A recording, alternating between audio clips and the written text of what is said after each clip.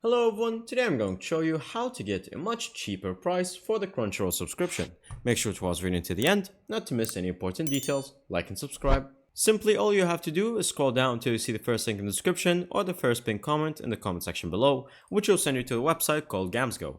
Now this website works as a big family sharing platform where you can share your password with other people under the same account and you will pay your own share and your own price. I've been personally using it for the past 3 years and it works just like a charm.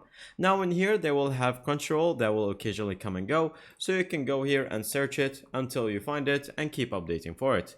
Once you sign up and log in, you can write it down as in your wish list and you will get an email once it's available. Until then, you have other options as well. So for example, for Netflix, the way it works is just you select whatever subscription you might like, such as Crunchyroll, and then from here you can select however many months, so 3, 6 or 12. And then from here, as you can see, for 12 months, instead of paying 240 euros, you only pay 55.7. And then finally, just go to promo code and then write Gummy, which will give you an additional 5% off for your price, which will give you the best price possible.